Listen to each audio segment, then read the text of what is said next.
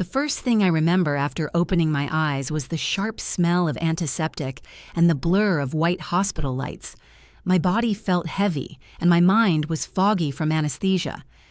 As I turned my head, I saw my mother, Clara, sitting beside me. Tears streamed down her face, and her hands trembled as she clutched something tightly against her chest. She leaned in close and whispered, her voice breaking, "The baby didn't make it." My heart stopped.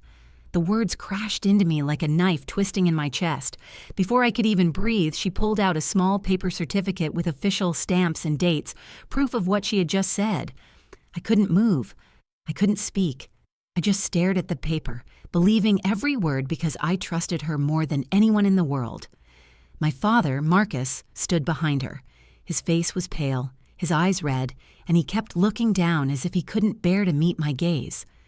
My brother Noah lingered in the corner of the room, silent and tense, while my sister Lila pressed her hand over her mouth to muffle a sob.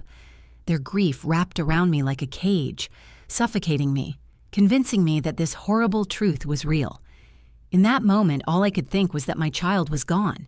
I had gone into surgery as a mother, and now I was waking up to nothing but loss. The room was filled with family, but I had never felt more alone.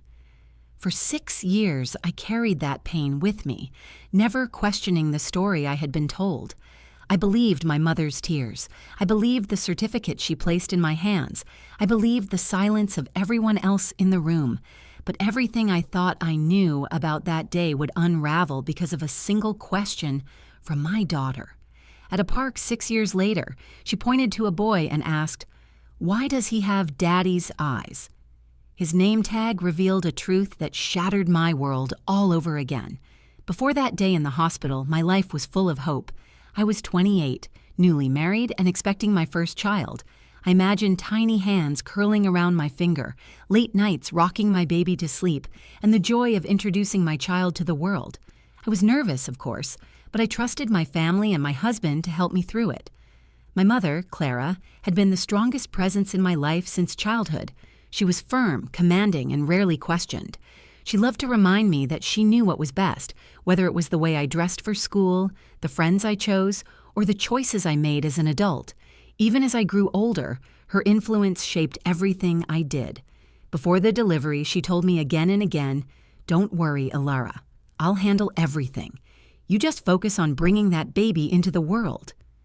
My father, Marcus, was quieter.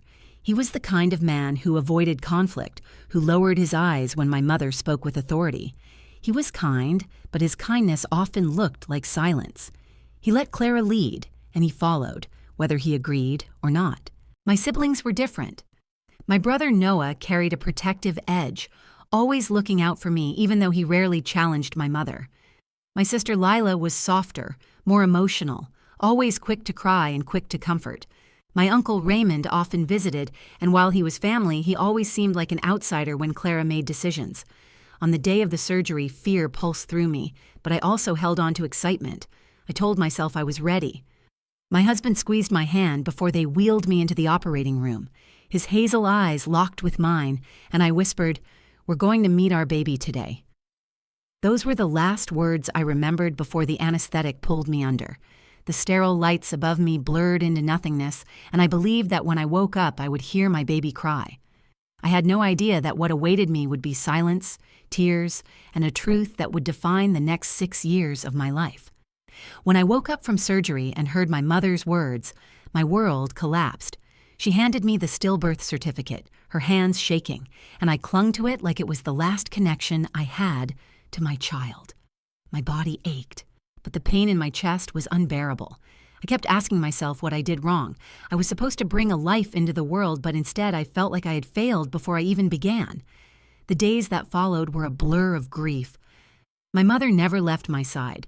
She insisted on handling the hospital paperwork, the arrangements, and all the details. Every time I tried to ask questions, she would hush me with a firm but tender voice. "Don't put yourself through this, Alara.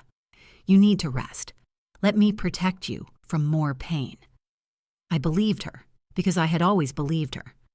My father hovered in the background. He brought me water, sat quietly in the chair by the bed, but never said much. I noticed how his hands shook when he poured the glass, how his eyes seemed to avoid mine when I asked if he had seen the baby. He only whispered, "I'm sorry, sweetheart," before lowering his gaze. My siblings were devastated too. Noah hugged me tightly and said, "You don't deserve this." Lila cried with me every night, holding my hand until I fell asleep. The grief in their eyes convinced me that this tragedy was real. Months turned into years. I tried to heal by focusing on my marriage, and eventually, I became pregnant again. This time, my daughter Aubrey was born healthy. The moment I heard her cry, it felt like a piece of my broken heart stitched itself back together. She became the center of my world, the reason I could smile again. Still, the emptiness never disappeared. Every year, on the anniversary of my surgery, I felt a heaviness I couldn't explain. I thought about the baby I lost, wondering what life might have been like if he had survived. When I brought it up, my mother would shut it down quickly. "Some wounds don't need reopening," she'd say, her tone sharp and final. If I pushed further, she would get angry. "You need to stop dwelling on this. It's unhealthy." The more she silenced me, the more I felt the weight of something unspoken. I noticed things that didn't make sense. Family members exchanging nervous glances when I asked about that day. Uncle Raymond once muttered under his breath, "If only you knew," before my mother cut him off with a warning look. Even my father seemed uneasy. Sometimes, when Aubrey played on the floor, he would watch her with a sorrowful expression, as if she reminded him of something he couldn't bring himself to say. For years, I told myself that grief made me imagine these things. I convinced myself I was paranoid, that my family's behavior was just the shadow of tragedy. But deep down, the doubt grew stronger. Something about my mother's certainty, the silence of everyone else, and the memory of that certificate began to feel like pieces of a puzzle that didn't fit. I pushed those feelings down, bearing them under the joy of raising Aubrey. But the truth has a way of surfacing, and mine came to light when my daughter pointed at a boy in the park and asked a question that changed everything. It was an ordinary Saturday afternoon when everything began to unravel. Aubrey and I had gone to the neighborhood park. The sun was warm, kids were running across the field, and parents chatted on the benches. Aubrey loved the swings, but that day she was more interested in the soccer game happening nearby. She ran toward the field, pointing and laughing as the kids chased the ball. I was watching her, smiling, when suddenly she stopped and tugged at my hand. She tilted her head and asked with the innocence only a child can have, "Mommy, why does that boy have Daddy's eyes?" Her words struck me in a way I didn't expect. I looked where she was pointing. A boy, maybe 6 years old, was running across the grass, his hair catching the sunlight. He had the same hazel green eyes as my husband, the same slight curve in his smile when he laughed. My breath caught in my throat. He looked so familiar, it made my stomach twist. At first, I told myself it was coincidence. Lots of children have hazel eyes. But then I saw his name tag. The kids were part of a school group and all wore sticky labels on their shirts. The boys read, "Eli Jameson." The world around me seemed to freeze. My last name, my son's name. The child I was told had died would have been his age. My heart pounded so hard I could feel it in my throat. I couldn't take my eyes off him. The more I looked, the harder it was to deny what I saw. Aubrey tugged at me again, repeating, "Mommy, he looks like Daddy." Her voice was playful, but inside me something broke wide open. Questions crashed through my mind. How could another boy in our town, with our last name, look so much like my husband? Why did he carry the exact name my husband and I had chosen for our first baby, the one I believed I had buried? I felt dizzy. I pulled Aubrey close and told her it was time to go home. My hands were shaking as I gripped the stroller, my thoughts running wild. By the time we reached our house, I knew I couldn't push this aside. For 6 years, I had buried my doubts. Now they demanded answers. That night, after putting Aubrey to bed, I sat at the kitchen table with the stillbirth certificate my mother had given me. I studied it under the light. Something I had never questioned before now looked different. The handwriting on the signature seemed slightly off, like it had been rushed. The dates were typed, but the paper itself felt thinner than the hospital documents I had signed before. My stomach churned with the possibility that it was never real. My husband noticed my silence and asked what was wrong. I hesitated, then told him everything about the boy at the park. He tried to reassure me, suggesting it might just be coincidence, but I could see the doubt flicker in his eyes, too. I told him I needed answers, and that meant confronting my mother. The next day, I drove to my parents' house. My mother greeted me at the door, surprised to see me without calling ahead. I stepped inside, my chest tight with anger and fear. "Mom," I said, my voice sharp, "I saw a boy yesterday. He looks exactly like Dad. He has our last name. His name is Eli, the same name I chose for my son. I need you to tell me the truth. What happened the day I gave birth?" Her face froze. For the first time in my life, my mother had no immediate response. Her lips parted, but no sound came out. She looked past me, as if hoping my father would appear to rescue her from the question. When she finally spoke, her words were clipped. "You're imagining things, Alara. You can't let grief play tricks on you. That boy has nothing to do with you." I felt heat rise in my chest. "Don't do that. Don't treat me like a child. I saw him. I saw his name. Why does he carry our name? Why does he look exactly like my husband?" My mother's hands trembled as she picked up a dish towel from the counter and twisted it in her fingers. She avoided my eyes, and that silence was louder than any answer she could give. "Mom, please," I begged. My voice cracked. "For 6 years, I've lived with the pain of losing my child. If there's something you're not telling me, I deserve to know. Was my baby really gone, or did you lie to me?" Her eyes finally met mine. For a second, I thought I saw guilt flash across her face, but she quickly masked it with anger. "How dare you question me after everything I've done for you?" she snapped. "You were weak. You were in no condition to raise that child. I protected you." My knees went weak, and I gripped the counter to steady myself. Her words were not an answer, but they felt dangerously close to one. I shouted back, "Protect me? Or protect yourself? Tell me the truth, Mom. I need to hear it from you." Her breathing quickened, and for the first time, my mother looked cornered. My father walked into the room just then, his face pale, his eyes shifting between us. I turned to him. "Dad, please, tell me what happened." He opened his mouth, then closed it again, as if every word would betray him.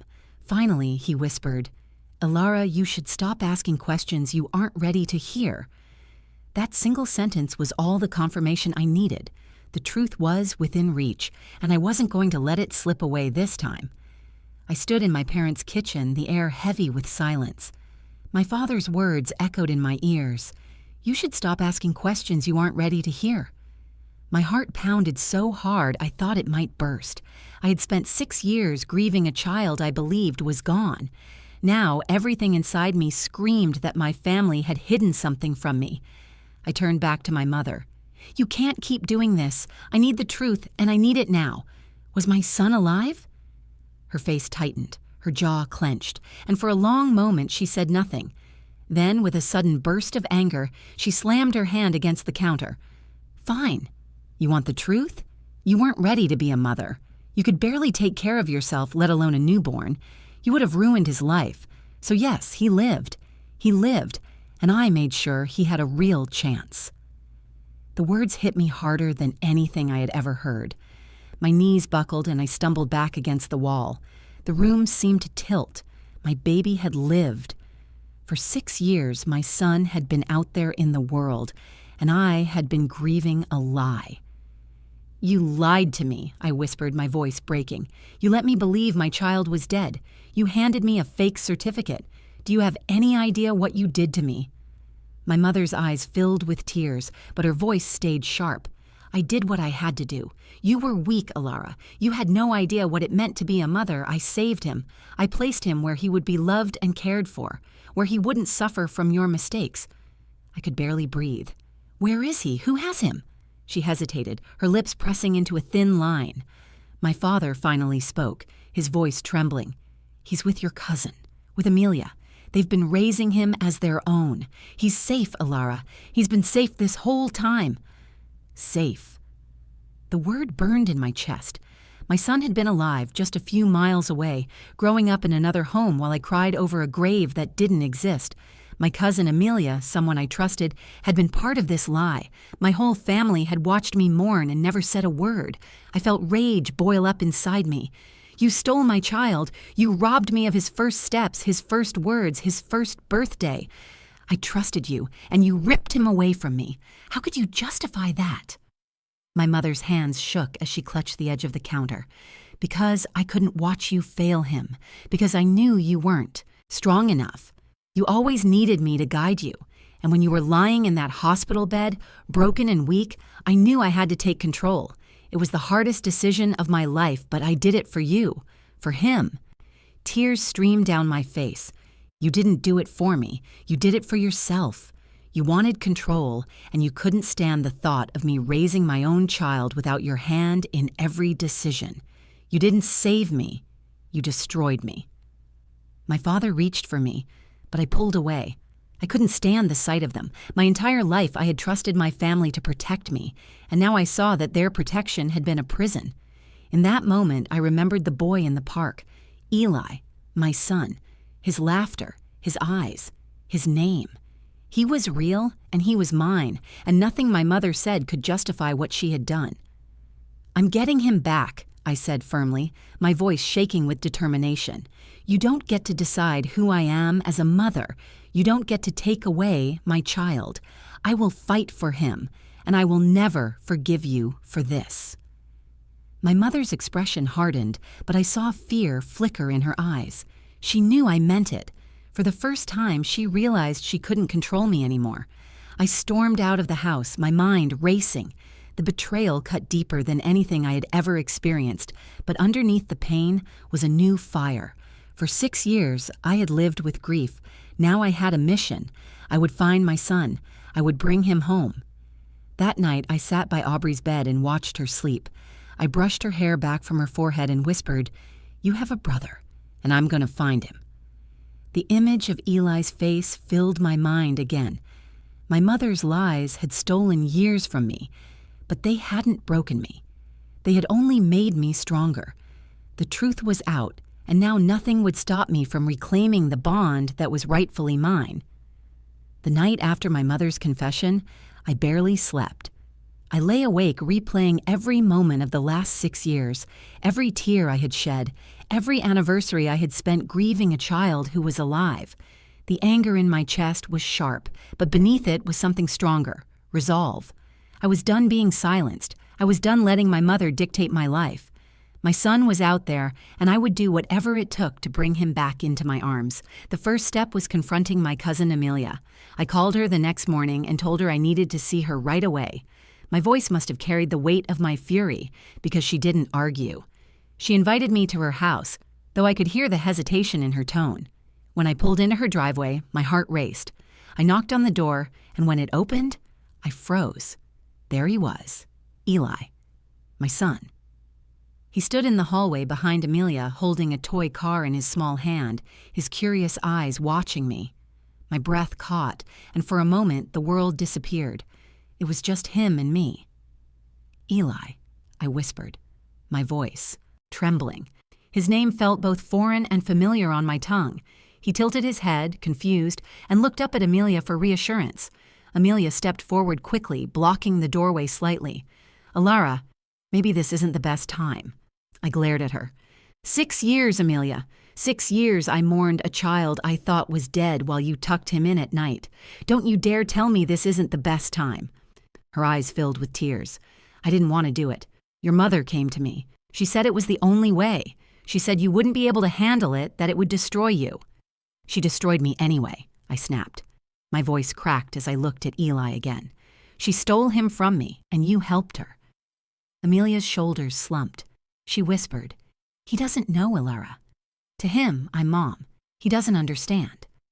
The words shattered me.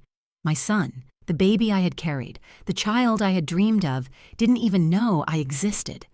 The pain was unbearable, but I knew I couldn't let it stop me. I stepped closer, my voice softening. "He deserves the truth. He deserves to know his mother." Amelia looked at me for a long moment, then stepped aside. I crouched down in front of Eli, trying to steady my shaking hands. "Hi," I said gently.